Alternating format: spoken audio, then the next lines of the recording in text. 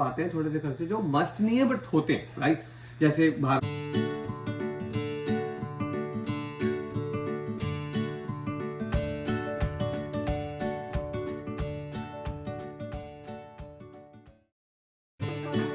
Good morning and welcome to my blog. It's Friday and I am very happy because आज Friday है, तो एक dance के साथ आज दिन की शुरुआत करते हैं।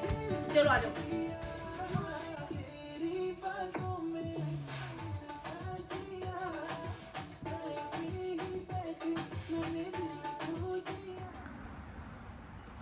हे गाइस, नमस्कार, जय माता दी, good morning and happy Friday. आज मौसम कुछ खास नहीं है, आप देख लीजिए बारिश हुई पड़ी है और मुझे ऐसा वेदर देखने को अच्छा नहीं लगता, क्योंकि ऐसी बारिश मुझे पसंद नहीं। मुझे लगता है बारिश हो या फिर ना हो।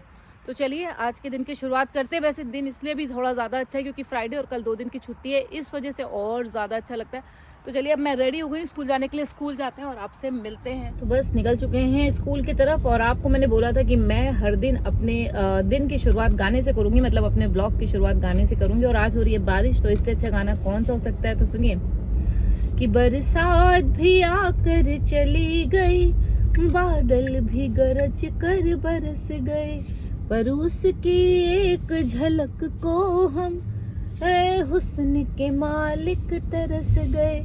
कब प्यास बुझेगी इस दिल की, बिन रात ये दुखड़ा रहता है, मेरे सामने वाली खिड़की में एक चांद का टुकड़ा रहता। तो बस दिन की शुरुआत करते हैं और देखते हैं आज का दिन कैसा जाता है। और हमेशा भगवान का नाम लेते हैं। जय माता दी।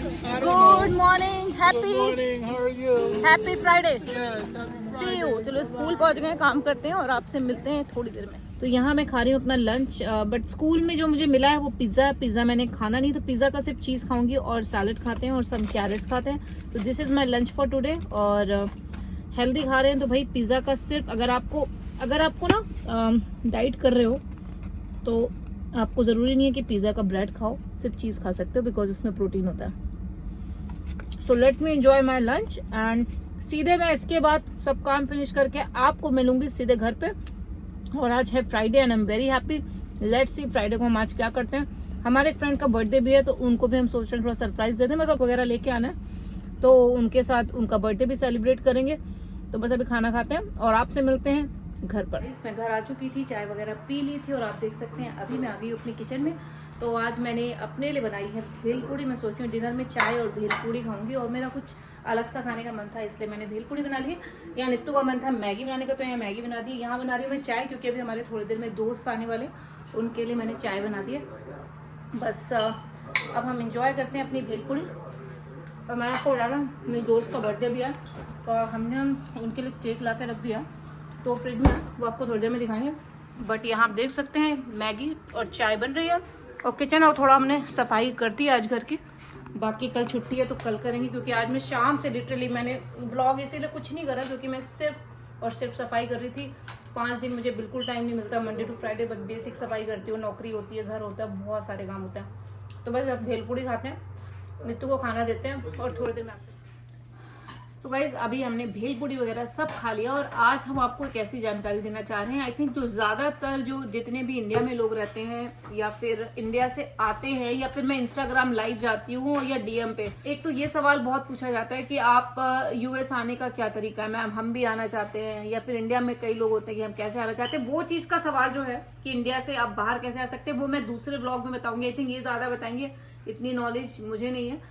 और आज हम सिर्फ आपको ये चीज का जवाब देना चाह रहे हैं कि जो यहाँ के एक्सपेंस होते हैं, जो खर्चे होते हैं, जो हर घर के खर्चे होते हैं, वो यहाँ पे कितने होते हैं। और देखिए वो भी एक अलग चीज है कि हर घर का खर्चा अलग होता है। हमारे घर में हो सकता है हम ज्यादा करते हो, दूसरे घर में कम करते हो, या हम कम करते हो दूसरे इंसान ज्यादा करते हो। और दूसरी चीज होती है लोकेशन।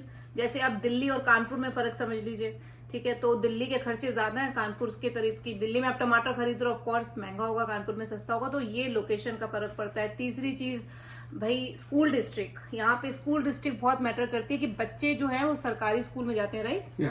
तो एक थोड़ा सा बताओ इसमें। तो यहाँ पे ना हर जगह पे स्कूल डिस्ट्रिक्ट डिफाइंड है कि इस घर से इस स्कूल डिस्ट्रिक्ट के स्कूल में जाओगे, डिपेंडिंग ऑन आप 5वीं में हो, 6ठी में हो, हाई स्कूल में जैसे हो। यहाँ पे 3 होते हैं, elementary, middle and high school. तो एलिमेंट्री जो होता है आपका प्री के से लेकर 5वीं ग्रेड तक होता है, जो मिडिल होता है 6 से लेकर 8वीं तक होता है, और जो हाई स्कूल होता है वो होता है आपका 9 से लेकर 12 तक। उसके बाद बच्चा कॉलेज चला जाता है। तो जो यहाँ पब्लिक स्कूल है वो सबके लिए फ्री होते हैं, सबके लिए, चाहे वो काम करने वाले हो, छोटे काम करने वाले हो, चाहे वो बड़े काम करने वाले हो, अगर आप उस स्कूल डिस्ट्रिक्ट के पास में रहते हो, ठीक है।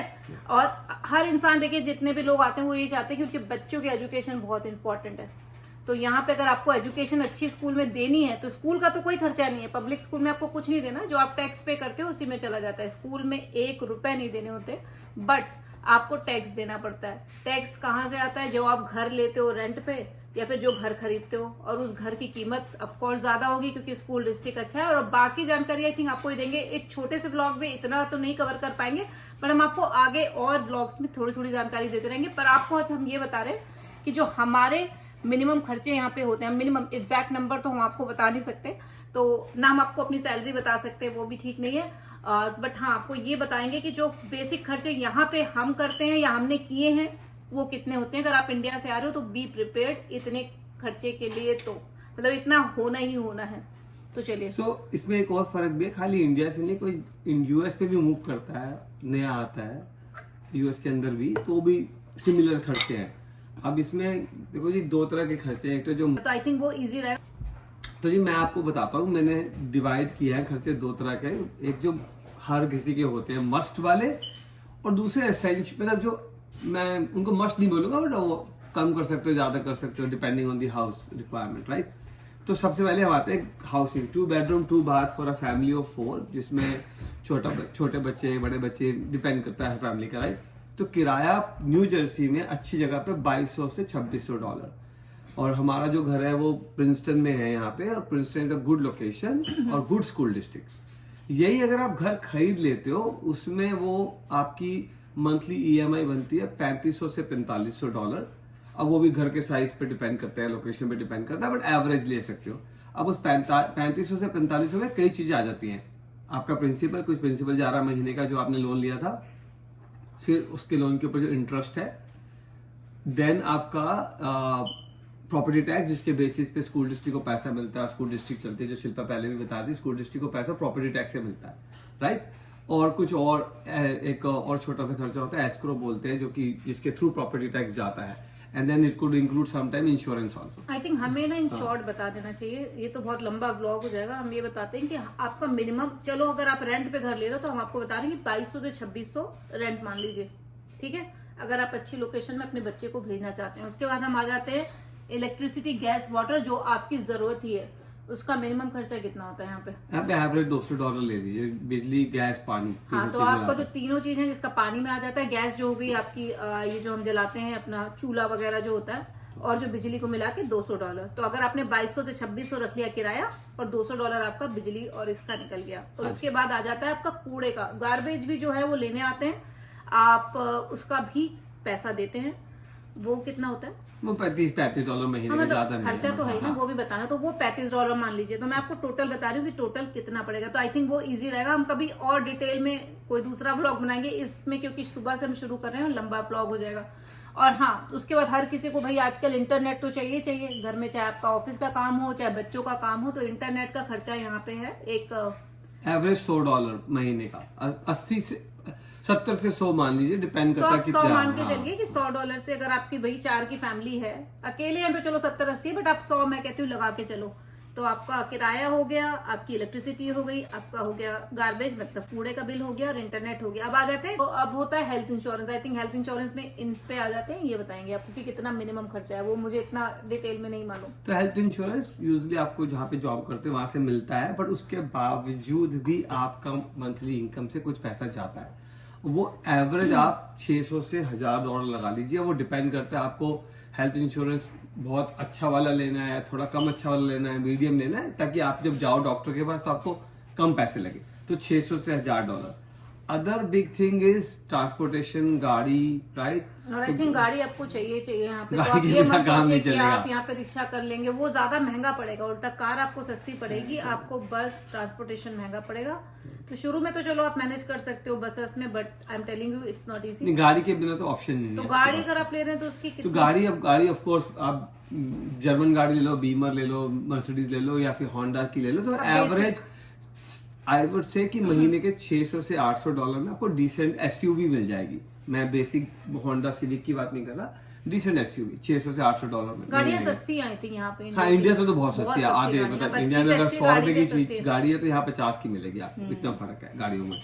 तो उसके बाद हम आ जाते हैं सेल फोन पे। आई थिंक ये भी ना मस्ट खर्चा है, ऐसा पर यहाँ पे ऑप्शनल एक नहीं चीज है। मैं बताऊं, जो इंडिया में सोचते हैं सेल फोन हमने अलग से खरीद लिया और इंटरनेट हमारा जो वो है डेटा अलग से हो गया। नहीं, यहाँ पे जो होता है, जो डेटा कंपनी होती है वही आपको सेल फोन प्रोवाइड करती है, उसके साथ ही इंक्लूडेड होता है। तो ये नहीं कि हम फोन अलग से ले रहे हैं और डेटा वो भी ले सकते हो, बट मोस्टली यहाँ पे हाँ, आप mostly की ज्वाइंट बात की लेते जा हो रही है। बट ले सकते हो तो लेने को, बट सस्ता क्या पड़ता है? सस्ता जो मैं आपको बता रही हूँ तो ये हाँ, पड़ता है। जहाँ से जिससे आपने सेल फोन की सर्विस ली उनके थ्रू फोन ले लो, उसमें आपके फोन के प्राइसेस भी इंक्लूड होते हैं आईफोन मोस्टली वगैरह लोग के। 90% लोग यही करते हाँ, हैं। तो वो 150 से 250 डॉलर, 3 फोन है, 4 फोन है, डिपेंडेंट करता है कि उसमें फोन की कीमत भी, आईफोन की भी। सबसे जरूरी अब हम आ जाते हैं, हम इंडियन है तो हम भैया यहाँ का खाना तो इतना नहीं खाते, हम इंडियन ग्रोसरी ज्यादा करते हैं। तो जो इंडियन ग्रोसरी है वो इंडिया के कंपैरिजन ऑफ कोर्स महंगी होगी, क्योंकि उसका हम बताते हैं जो बेसिक हमारा खर्चा हर महीने का होता है, हमारा बता रहे हैं, बाकी सबका अलग है। तो 250 से 300, 350 महीने का इंडियन ग्रोसरी सिर्फ का। Indian grocery. हाँ, उसके अलावा other big places Costco. I think America में रहते हो और तो एक भैया कॉस्को यहाँ का बहुत ही बड़ा स्टोर है, और मैं ये नहीं बोलूंगी चीजें वहाँ पे छोटी नहीं मिलती, वो लाइक होलसेल है, बहुत बड़ा स्टोर है। उससे जितनी बार जाओगे 150 से 250 का खर्चा है, तो हम 2 बार जाते हैं 300 मान लो, तो आप 300 डॉलर उसके भी लगा तो लीजिए, हम ठीक मान है। रहे 300 इंडियन ग्रोसरी, 300 कॉस्को स्टोर है, और 300 जो हम फ्रूट्स वगैरह आई थिंक जो हम लेते हैं, फ्रूट्स है, बच्चों का 150, जूस 200, है, 200, ब्रेड है, जो भी हमारा बाकी चीज है, तो 300 वो मान लीजिए। हाँ, तो तो आपको टोटल हो गया, खाने की चीजें बता रही हूँ 800 से 900 डॉलर महीने का उसका 900 खर्चा है। डॉलर। मैं 3 चीजें जल्दी से बता देता हूँ। नेटफ्लिक्स, अमेजोन, ये भी बेसिक खर्चा है ही आजकल, तो 30 से 35 डॉलर महीने का उसका खर्चा है। बच्चों की एजुकेशन के नाम पे मैं कह रहा हूँ कि अगर आप कुछ खास क्लास करवाते हो ऑनलाइन, आजकल वो भी होता है, मैथ की क्लास चल रही है, राइटिंग की क्लास चल रही है, कुछ भी सीख रहे हो, तो वो भी पर बच्चा महीने का 150 डॉलर वो लगता है। बताइए।